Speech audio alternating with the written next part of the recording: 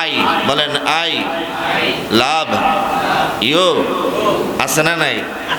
এটা হলো দুনিয়াবি ধারার শয়তানের মেজাজের উপরে প্রেমের এক শব্দ। আই লাভ ইউ, ফানফাতা ইত্যাদি ইত্যাদি, ঠিক না ভাই? ঠিক। কিন্তু আল্লাহও আল্লাহর সাথে প্রেম করার জন্য প্রেমের শব্দ উচ্চারণ করাইয়া দিয়েছেন। নবীজি মুহাম্মদ রাসূলুল্লাহ সাল্লাল্লাহু আলাইহি ওয়াসাল্লামের মাধ্যমে আল্লাহ বলেন যে তোমরা যারা আমার সাথে প্রেম করতে রাজি, আমার ঘরে যাও, প্রেম হয়ে যাবে। আল্লাহু আকবার, সুবহান রাব্বিয়াল আলা, সুবহান রাব্বিয়াল আযীম। আমার সাথে তোমাদের প্রেমের কালিমা উচ্চারণ হয়ে যাবে।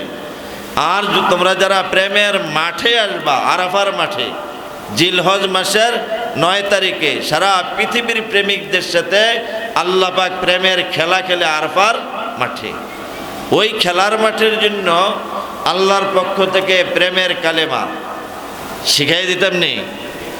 বলেন লাব্বাইক, প্রেমের কালিমা। আল্লাহু আকবার, প্রেমের কালিমা লাব্বাইক আল্লাহুম্মা লাব্বাইকা লা শারীকা লাকা ইন্নাল হামদা ওয়ান নি'মাতা লাকা ওয়াল মুলক লা শারীকা লাক।